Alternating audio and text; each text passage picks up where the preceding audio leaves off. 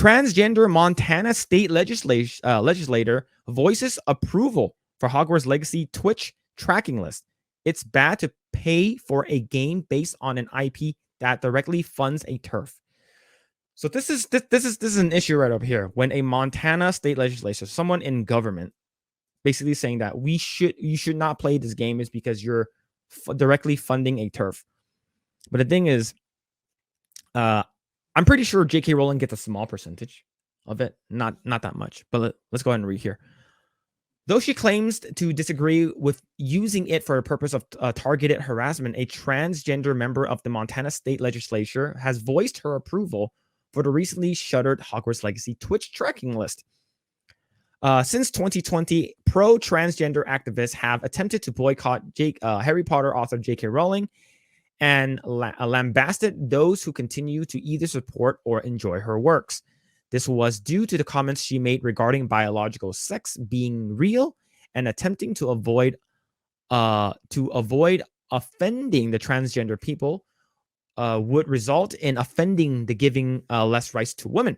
Despite pushing for a boycott of Hogwarts Legacy, with efforts to include false claims the game was anti-Semitic, the game broke Twitch's record, having the most live viewers for a single-player game. Yeah, which is kind of nuts. Yeah, which is, according to what I heard, and it beat Cyberpunk. Yeah, yeah. I mean, you can get that. I mean, for a single-player game alone, to get that kind of numbers, it's kind of insane, honestly. Yeah, that's great. That's what I love to see. Right? I love to see through the fire and the flames would carry on. But along with the infamy of the boycott, the game releasing early for those who bought special editions may have helped. Right? And instead, activists turned to embarrassing streamers for playing Hogwarts Legacy.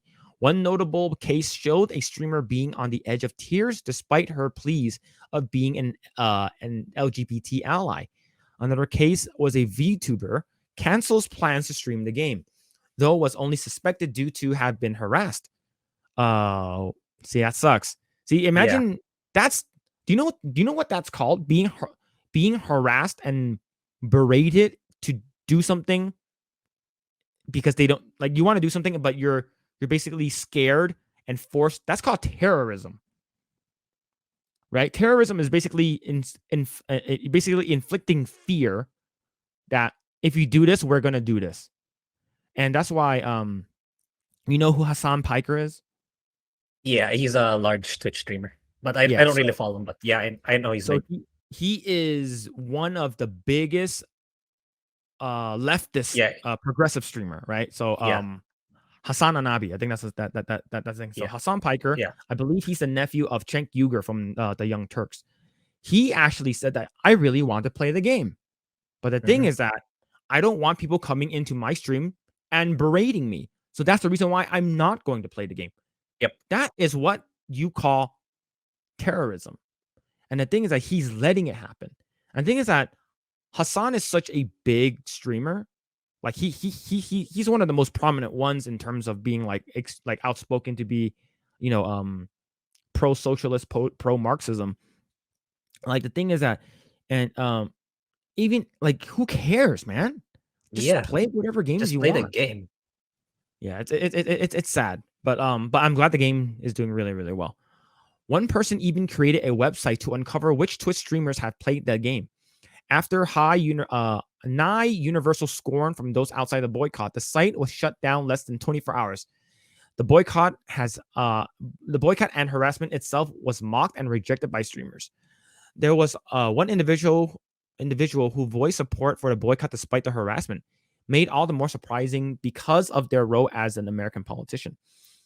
Openly transgender Montana House Representative Zoe Zephyr, Democrat, voiced her support for the boycott on social media despite another Twitter user alerting her to the hate raids it perpetuated.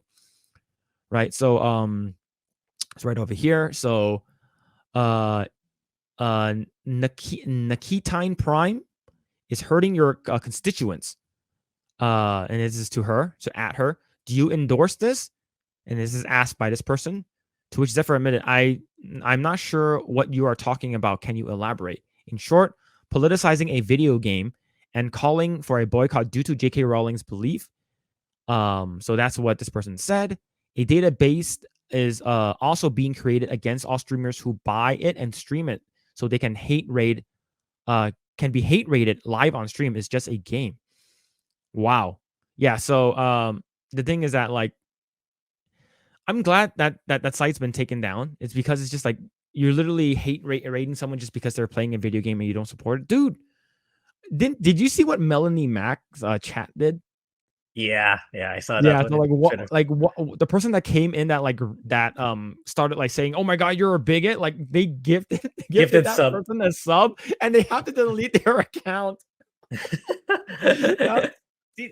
That's what you call killing them with kindness. I think that's the appropriate way for you to do it, right? And it's like, okay, thanks for coming. Here's $5. Thanks for being a sub. Oh shit, I can't. Oh my god, people are gonna see that I'm sub to her. I'm gonna lose all 10 of my followers on Twitter. Oh shit, I gotta delete that account. All right, so this is what she responded with. I support boycotting the game, as well as encouraging others who have the financial means to join her in the boycott. I believe in the power of art, which means believing in its power to influence discourse. Also, you can't separate art from those who profit from it.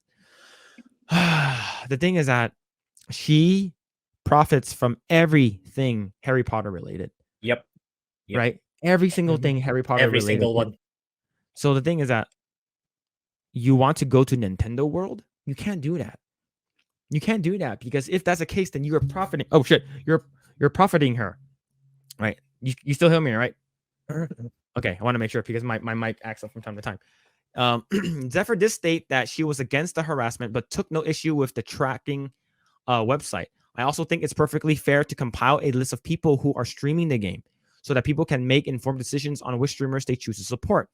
I obviously don't support harassing streamers who do stream the game, but I support and inform boycotts. So here's the thing. I'm not saying I don't support burning down buildings, but I do support you showing that you are angry so you can burn down buildings. It's sort of like you're saying don't do it, but do it. Right?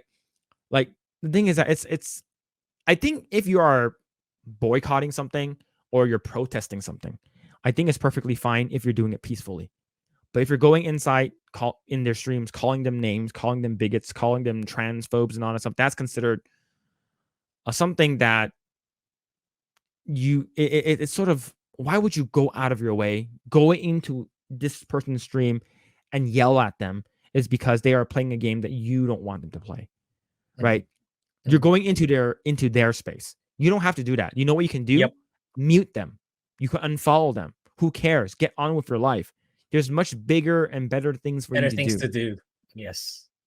Right. A transgender herself, Zephyr's reason for supporting the boycott certainly have a basis. On the other hand, she had offered to help streamers Pokemon's plans for a new legislation to combat online trolling and harassment in the late December last year. In a recent Ask Me Anything on Ars Politics on Reddit, how do you feel about this Hogwarts Legacy mumbo jumbo? Zephyr reiterated what she had already stated on Twitter, declaring, I made a tweet about it. Short version is, I support people protesting the game. I think it's bad to play the game for the base of an IP that directly funds a turf.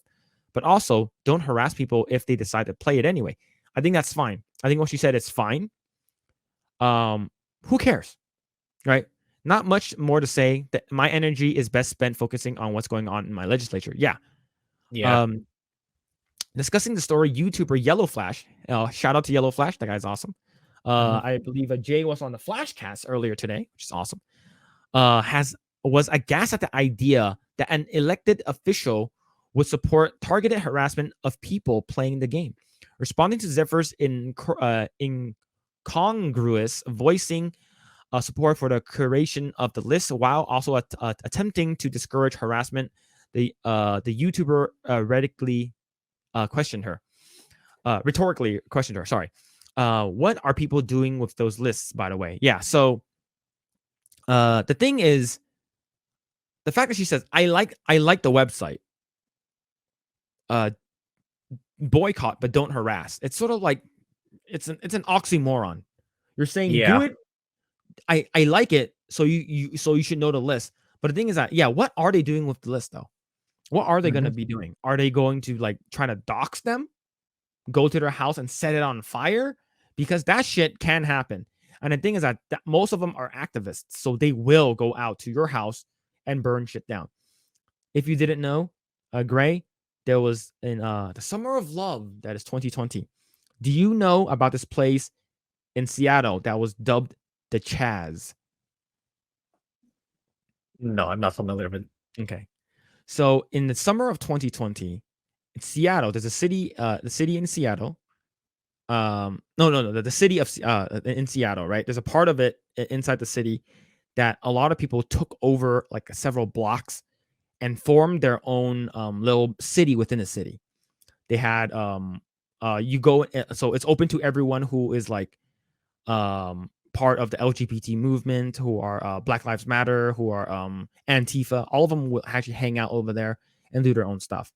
And the thing is that they took over a block, and if you go in there, they actually start like, if you're going there, I remember, I believe Quarter Black Garrett actually went in there when he was still under Okay. Crowder.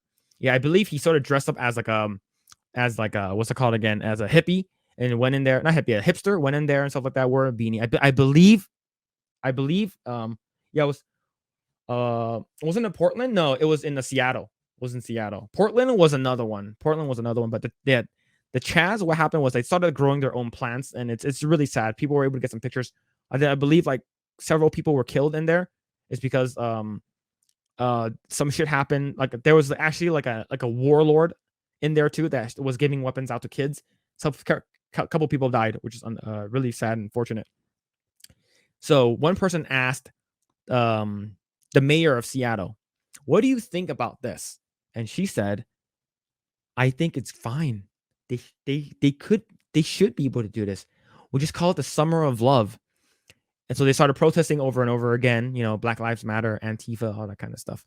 And then they're like, "Cool, we're gonna go protest. We're gonna march down the street. Cool." And then all of a sudden it's like, "Let's go to the mayor's house." And then immediately, I believe under 24 hours, the Chaz was completely gutted. Was completely like, they removed that shit instantly. It's because it affected them. It's like, you can do whatever you want, but once it starts affecting you, it's like, oh shit, they're coming to my house. Fuck that shit. I'm gonna fucking squash the shit right away. So it's pretty funny. And the thing is that now you have this person who is like, are they going to do that? It's because they will go to your house and do shit. They will actually do shit to you, right?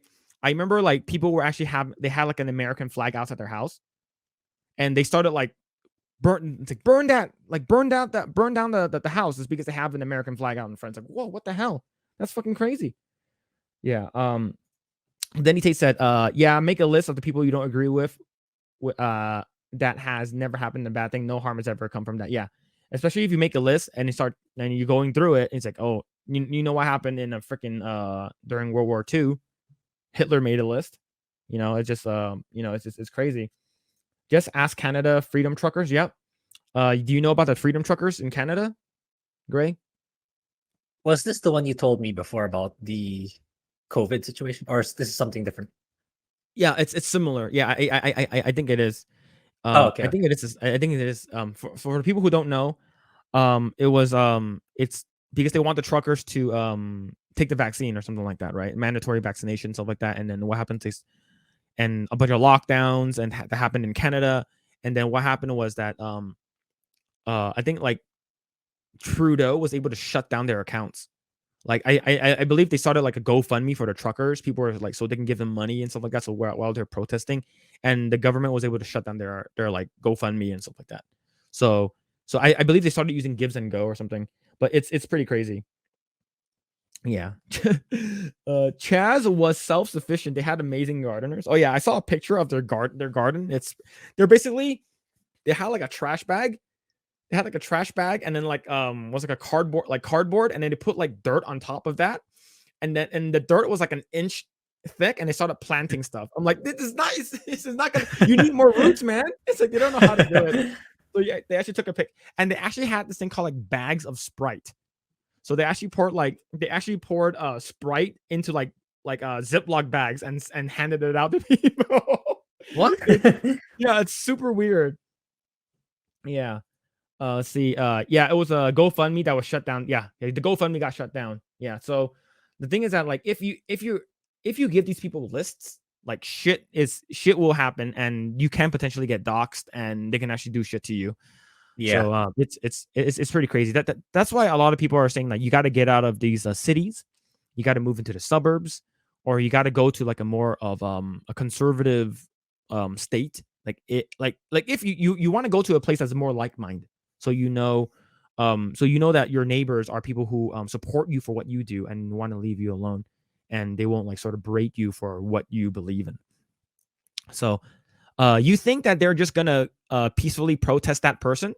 Yellow Flash mocked, claiming that there was alleged DDoS attacks and doxing attempts. He felt Zephyr's support of the boycott was pretty disgusting. Yeah, it's like boycott but not boycotting. This is insane. It's a video game. People are losing their minds over a video game. Yellow Flash despaired, as he showcased Twitter users, game journalists, and developers making outlandish claims about Hogwarts Legacy and what its support would result in. And now you've got the US representative saying it's okay to compile names and people playing the game. This is getting insane. All over a game that if everyone had just ignored it, would have passed and gone after a week, Yellow Flash proposes, adding, and then the game would have faded away into obscurity. I don't think it would have had a staying power an Elden Ring would have had. Yeah, so the thing is that the game was bigger than it should have been is because of the boycott. I think the boycott backfired. Yeah. And it's sort of like, oh, this game's being boycotted. Why? It's sort of like I remember when Conker's Bad Fur Day came out, and people were saying, "Oh my god, this game is so adult. This game is so mature. It's crazy." So it made me interested. Oh, I want to see this game. I want to go buy this game. Right? Mm-hmm. It's sort of like when you heard there's an old lady that had a heart attack watching Passion of the Christ. It's like, oh, she died? Oh, why? So it sort of makes you interested. Yeah. I want to watch that movie. I want to see why it's so crazy. But now this is probably going to be a conversation for weeks because if people are becoming unhinged over a game, it's going to drive sales up. Yep, absolutely. Yeah, Yellow Flash hit definitely hit it out of the park with this one. It's true, right? Like I said, the game is like an 8 at best. But if you love Harry Potter, it's like a 10. So it's nice to know that it backfired. I love the fact that boycotting didn't work. Thanks for checking out this segment of the Project Eggroll podcast. If you like what we do here, please like, share, subscribe, hit the notification bell, and you will know next time when we go live. We do go live every Saturday at 8 p.m. Once again, we are just getting started. Tons of more video to come. Thanks, and we'll see you guys next time.